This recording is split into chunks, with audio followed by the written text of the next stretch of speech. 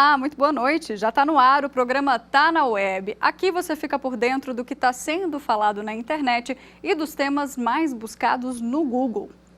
Hoje a gente aborda a volta dos concursos públicos depois da pior fase aí da pandemia, né? O último edital que foi publicado parou nos trends hoje e ficou em segundo lugar nas buscas durante um bom tempo. É o edital PC-PB 2021, né? Que é o edital para o concurso público da Polícia Civil da Paraíba. São 1.400 vagas com 17 cargos diferentes. A maioria dessas vagas é para escrivão.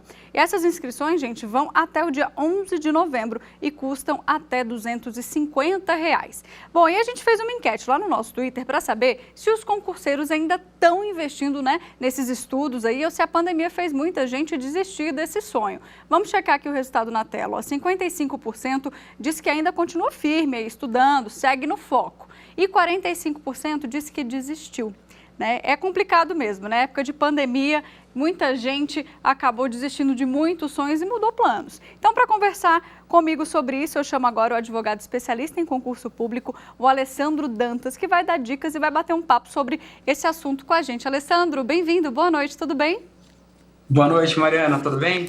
Tudo jóia. Bom, vamos lá. O que todo mundo quer saber é o seguinte, a gente está basicamente chegando aí no fim, né, de 2021, o tempo voou, e 2022 vai ter concurso, esses concursos devem voltar, né? Tem esperança ainda para os concurseiros que ficaram parados aí em 2020 e boa parte de 2021 também? Sim, com certeza, Mariana. Os concursos devem voltar sim, entendeu? Inclusive, não quer dizer, no ano de 2021, eles não ficaram paralisados. Muitas carreiras, na verdade, tiveram concurso público e estão em andamento, né? Como Polícia Rodoviária Federal, Polícia Federal. Se você entrar, por exemplo, em um site como o Sebrae, você vai ver lá mais de 20 concursos em andamento no ano de 2020, né? 21 também. Então, em 22, as coisas tendem a melhorar ainda mais, porque uma restrição que existia em relação à realização de concurso, que terminar agora no dia 31 de dezembro de 2021, acaba. Então, fica mais tranquilo a realização de concursos públicos. Que restrição que é essa? Conta um pouquinho para a gente. Foi uma restrição decorrente da alteração da Lei de Responsabilidade Fiscal, que foi feita pela Lei Complementar 173, que proibiu a realização de concursos públicos até o final de 2021, exceto para algumas situações, como reposição de cargos, né, que é o que tem ocorrido mais. Então, a maioria desses concursos que estão em andamento atualmente, eles estão para fins de reposição dos cargos que estão se tornando vagos. Mas, a partir de 2022, já não vai ser apenas com esse objetivo de reposição, mas sim para incremento do quadro, né, uma maior quantitativo de pessoal para que possa prestar os serviços necessários à coletividade.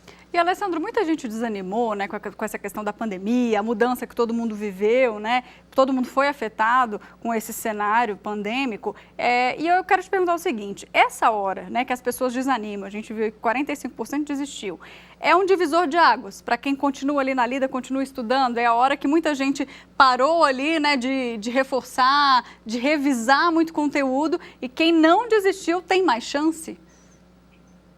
Quem não desistiu tem mais chance, porque na verdade os concursos vão continuar assim, entendeu? Existe de uma certa maneira, a gente vai talvez falar sobre isso mais à frente, que é a possibilidade de aprovação de uma reforma administrativa que vai restringir um pouquinho os concursos públicos, mas os concursos nunca vão acabar, eles nunca vão acabar. Então, sempre quem quer trabalhar no poder público, ele deve continuar estudando.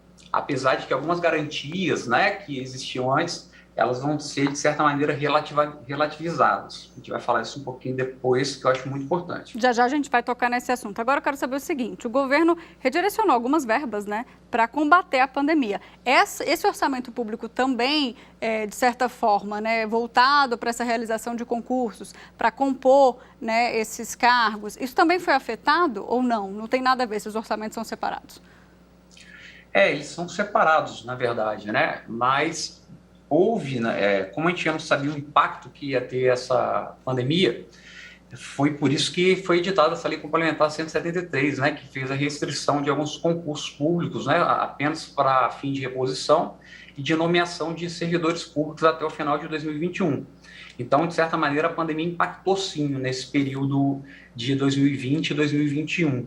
Mas em 2022 a situação tende a se normalizar e voltar a ser como era, né? A não ser que essa emenda constitucional da proposta de emenda constitucional número 32 passe, que aí eu vou ter de uma certa maneira, uma mudança do contexto de como os concursos vão ser a partir de agora, então, entendeu? Vamos aproveitar então já para a gente explicar, né? A conhecida reforma administrativa que está assustando muitos concurseiros, muita gente que vem com esse sonho, principalmente da estabilidade. Eu queria que a gente passasse por alguns pontos aqui, Alessandro, que deixou esse pessoal preocupado, né? Que se realmente a PEC for aprovada e se realmente a gente tiver todas essas mudanças propostas no texto, pode ser que esse cenário de concurso seja um pouco diferente.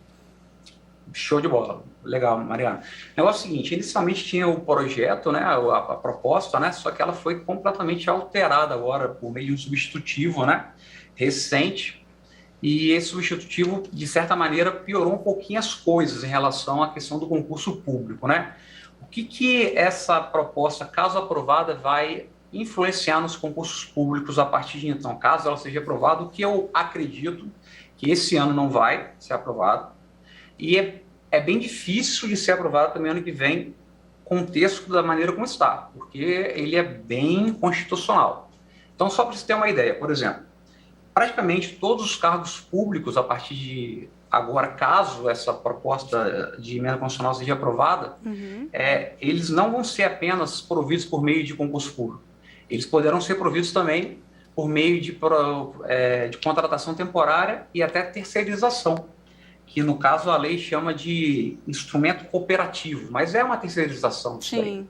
Então, na verdade, aquilo, até mesmo os cargos normais, já era tranquilo, já estava aberta a possibilidade pelo projeto de eu poder contratar temporariamente, né, e um contrato de até 10 anos, podendo ser prorrogado, podendo terceirizar também. Só que a grande novidade dessa alteração, desse substitutivo, foi a possibilidade de alguns cargos, que são cargos nobres, que são cargos de Estado, eles poderem ser contratados temporariamente, como, por exemplo, Polícia Federal, Polícia Rodoviária Federal, diplomata, advogado da União, todos os auditores fiscais, imagina. Então, isso daí que antes era obrigatória a contratação mediante concurso, vai poder ser feito mediante contratação temporária, né? Então, é uma situação delicado, né? Crítica isso aí.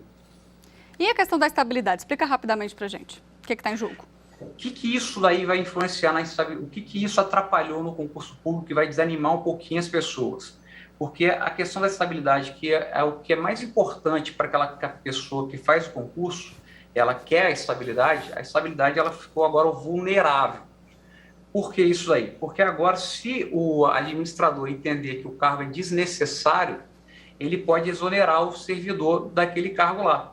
Então, vamos lá. O que acontece? Eu tenho um determinado cargo, independentemente de o servidor ele ser já estável ou não, se eu entender que aquele cargo é desnecessário, e em âmbito municipal, estadual, caso eu queira fazer algum comportamento não condizente com a moralidade, eu posso entender que aquele cargo ele é desnecessário e exonerar o servidor.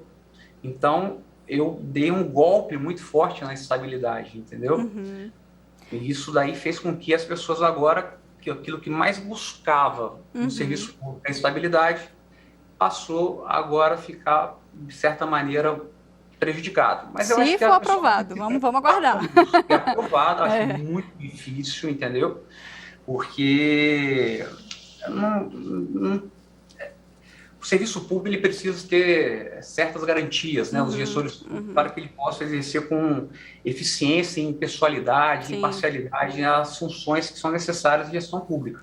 Da maneira como está, ou seja, se eu admitir contratação temporária, terceirização e ainda tirar a estabilidade, o servidor público ele vai ter a menor, como dizer, iniciativa e vai ter medo de fazer as coisas por conta de e agir corretamente até em muitas vezes, né? Agora, Alessandro, que todo mundo quer saber, 2022 está aí. Quais são os concursos previstos, os grandes, assim, né? Que a gente sabe que todo mundo estuda. Dá para citar mais ou menos alguns que podem ser, que venham a acontecer? Sempre tem Polícia Federal, Polícia Rodoviária Federal, entendeu? São concursos grandes, né, que acontecem, né? Certamente haverá o concurso do INSS, provavelmente da Caixa Econômica Federal também. Esses concursos já estão um tempinho para poder sair. E existem muitos. Se a gente analisar, até mesmo nesse período de pandemia, nós temos diversos concursos em andamento que surgiram de 2020 a 2021. Então, 2022 vai surgir mais ainda. É que muitas vezes a gente não entende, Mariana, é que no Brasil inteiro, em todos os municípios, estados, estão rolando concurso. Uhum. Então, às vezes a gente nem tem noção da quantidade de concurso que está em andamento, mas o cenário é positivo. Só tem essas questõezinhas que ficaram um pouquinho, vamos dizer assim, prejudiciais ao Instituto do Concurso Público, porque eu vou passar, caso essa proposta seja admitida e venha passar o que eu não acredito, eu vou passar a ter, por exemplo, pessoas que atuam na mesma área sob 3 regimes diferentes. O regime estatutário, de cargo público, né, mediante concurso, o regime de contratação temporária e o regime de terceirização, ou seja, vai ficar um negócio meio estranho isso aí. Certamente, se passar o que eu não acredito, vai gerar muitas adinhas, vai gerar muito questionamento judicial isso aí. Vamos acompanhar, então, tudo isso, né? Eu agradeço as suas explicações aqui, Alessandro, uma boa noite. Tudo de bom, boa noite. Bom, gente, agora vamos voltar ali para as telas comigo? Vamos saber o que mais está na web, os assuntos aí que estiveram na internet nos últimos dias? Na segunda, primeiríssimo lugar, vou pedir para colocar aqui, tivemos o próprio Google, gente, liderando as buscas com mais de 5 milhões de pesquisas. E isso aconteceu porque o buscador completou 23 anos de existência. E o que seria de nós sem o Google, não é mesmo? Fala sério. É um gigante com bilhões de pesquisas por todo o mundo em mais de 150 idiomas. Obrigada por facilitar a nossa vida, viu, Google? E ainda, no início da semana, a gente teve também empréstimo caixa entre os temas mais buscados. Essa, gente, é uma nova modalidade de empréstimo online para pessoas de baixa renda. E esse empréstimo vai de R$ 300 a R$ 1.000. Contempla aí cerca de 100 milhões de clientes da Caixa Econômica. E existem 2 linhas, tá, de crédito, são diferentes. Caixa Tem pessoal e Caixa Tem para o seu negócio. E aí, para tentar esse empréstimo, você precisa fazer o seguinte: atualizar o app Caixa Tem no seu celular, atualizar também o seu cadastro direitinho, todos os dados, e aí depois clicar em Crédito Caixa Tem para pedir o empréstimo, tá? E hoje nos trends também a gente teve uma notícia triste, viu? Mais um aumento para o nosso bolso a partir de outubro, já semana que vem, a Ambev vai aumentar o preço de algumas cervejas. A Abrazel, que é a Associação Brasileira de Bares e Restaurantes, disse que esse aumento aí deve ser de acordo com a inflação acumulada nos últimos 12 meses. Mais ou menos 10%, um aumento considerável, né? O reajuste deve variar também de acordo com cada região. A gente não aguenta mais tanto aumento, né? Vamos dar uma pausa então? Rápido intervalo, eu te espero no próximo bloco, não saia daí.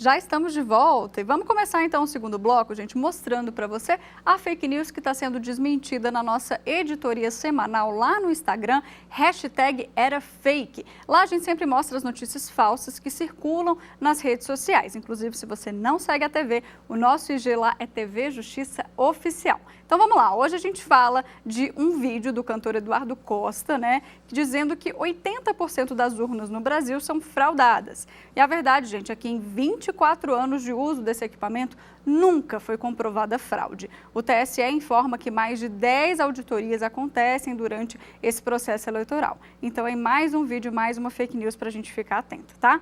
Agora a gente confere a notícia falsa que está sendo desmentida na programação da TV Justiça. E ela é muito séria, porque pode impactar a vacinação das crianças e dos adolescentes. Vamos ver.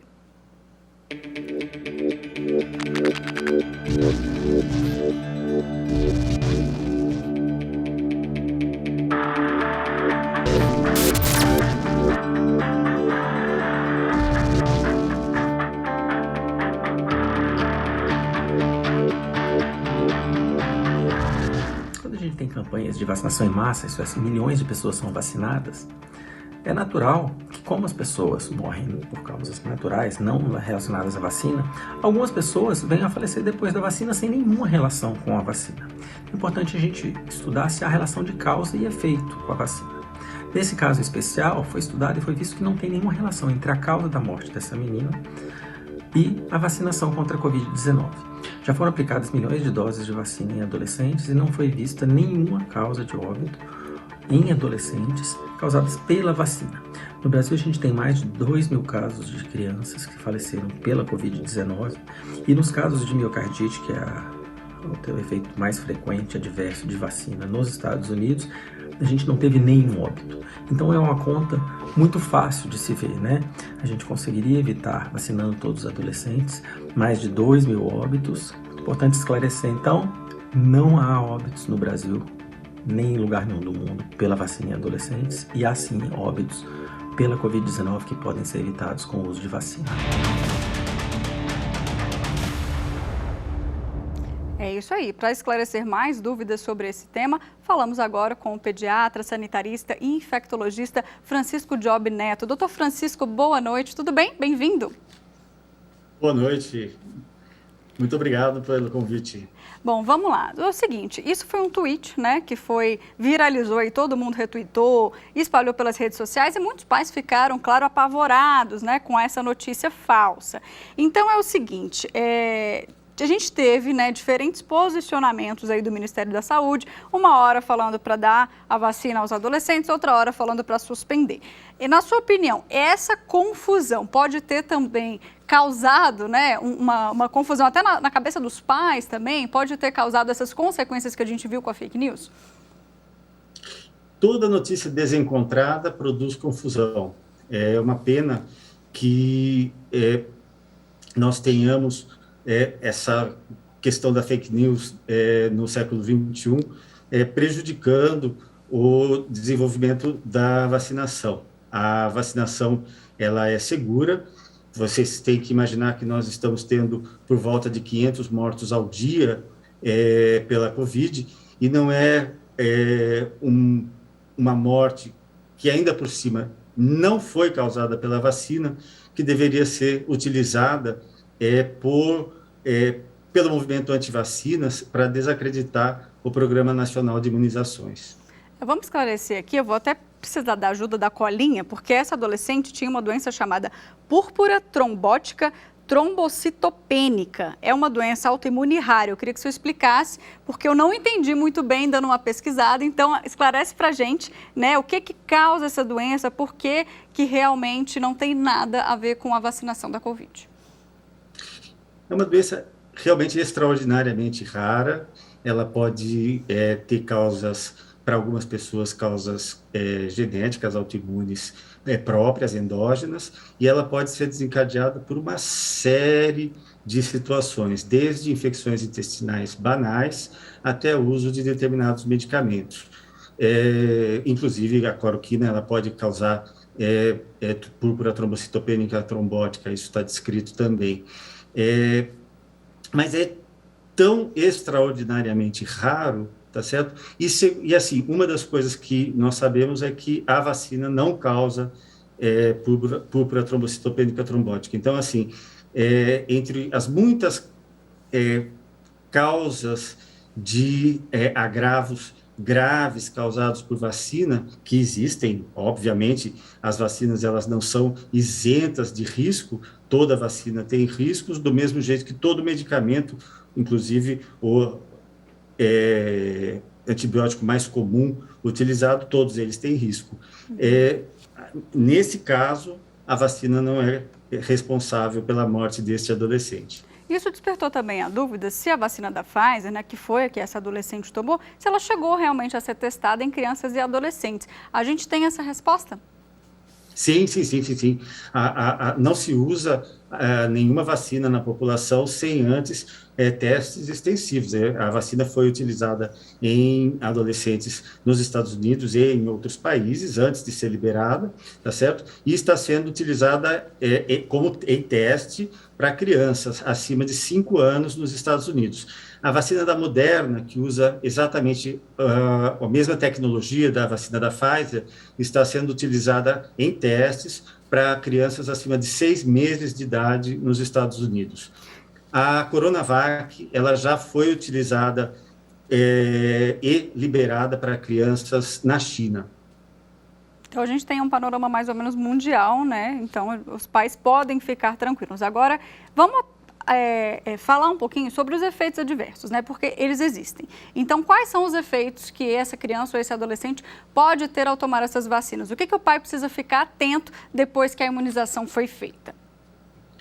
Eu acho que para todo mundo que está em dúvidas, tá certo? Vale a pena ler a própria bula da vacina. A bula da vacina é pública, está em português na internet, e ela coloca quais que são os efeitos mais comuns, quais que são os menos comuns e quais que são os que são muito raros, né? Os mais comuns são aqueles que quem já se vacinou pode dizer. Pode ter um pouco de febre, dor no corpo, dor de cabeça, dor muscular, dor atrás dos olhos, mas não vai muito além disso. Nós não temos casos de coisas mais graves assim. Além disso que eu estou contando para você. Uhum. Existem algumas coisas que são colocadas como muito raras e que estão em investigação para se fazer a ligação, se elas são um evento que está ligado à vacina ou se ia acontecer de qualquer maneira e coincidiu com o momento da vacinação.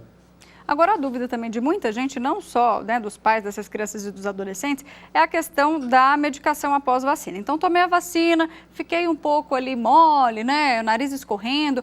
Posso tomar um analgésico, um paracetamol ou não? Como é que funciona? Pode, explica pra gente. Pode e deve, né? Os sintomáticos, eles são seguros, são liberados e ninguém precisa estar sofrendo. O uso do analgésico ou do antitérmico não vai cortar o efeito da vacina. É importante que a pessoa se sinta segura e se sinta confortável, se sinta bem depois que se vacina. A única vacina boa é a vacina que está dentro do braço da gente. É verdade. Agora, vamos falar um pouquinho sobre a perspectiva, né, doutor, que a gente tem aí, a gente está acabando 2021, já com dados mais positivos, né, em relação à curva que está caindo de mortes por causa justamente da vacinação. E 2022, a gente tem um cenário melhor? Que dá para falar alguma coisa já? Dá para falar uma coisa já. Eu gosto de ser otimista, né? Então, uma coisa que infelizmente aconteceu foi o surgimento da variante Delta, que é uma variante muito mais transmissível. Então, nós tivemos que saltar de um patamar de 80% de pessoas vacinadas, que seria o que nós tínhamos planejado anteriormente, através do estudo de transmissibilidade do vírus original, para próximo de 100% de imunização. Então, provavelmente, nós passaremos todo o ano 2022 vacinando pessoas e revacinando pessoas, porque uma coisa que nós sabemos desde o início é que nenhum coronavírus produz imunidade permanente. Portanto, nenhuma vacina contra o coronavírus produzirá imunidade permanente. Nós vamos ter que vacinar 100% da população e vamos ter que revacinar uma boa parte da população para conseguir diminuir as taxas de transmissibilidade e, eventualmente, fazer o controle da doença a níveis aceitáveis. 500 mortes diárias não é aceitável por enquanto. Não é mesmo. Agora, essa vacina, né, da Covid, ela pode ser uma vacina permanente, como, por exemplo, a vacina da H1N1, que todo ano a gente vai lá e se vacina? Pode ser que essa seja uma realidade também daqui a uns anos, porque é difícil controlar esse vírus? Provavelmente sim. Provavelmente, inclusive, as formulações devem incluir, junto com as cepas do vírus influenza, do vírus da gripe, devem incluir também a proteína S do coronavírus para a proteção da população. Provavelmente nós vamos ter que nos vacinar anualmente. E ainda esse ano, provavelmente mais pessoas vão ter que tomar aquela dose de reforço, né, a chamada terceira dose, que os idosos e quem está em grupo de risco já está nesse processo? A Anvisa já indicou que todas as pessoas acima de 60 anos e os profissionais de saúde devem ser revacinados já a partir deste mês ou do próximo mês, né? Em vários estados nós temos vacinação de idosos, a vacinação de profissionais de saúde ainda não começou, mas a partir do próximo mês, provavelmente em todos os estados nós vamos estar vacinando revacinando, né, dando a dose de reforço, a terceira dose para essas populações. Acredito que no ano que vem nós vamos vacinar as crianças. Que bom, tomara, né? Doutor, muito obrigada, saúde, obrigada pelas explicações. Saúde. Boa noite. Que todos nós estejamos protegidos no ano que vem. Amém. Até mais. Bom, gente, é isso, hein? Vou ficando por aqui. Não deixe de acompanhar nossas redes sociais, Instagram, Twitter e YouTube. Volto na semana que vem com mais assuntos da web para você, tá bom? Até lá.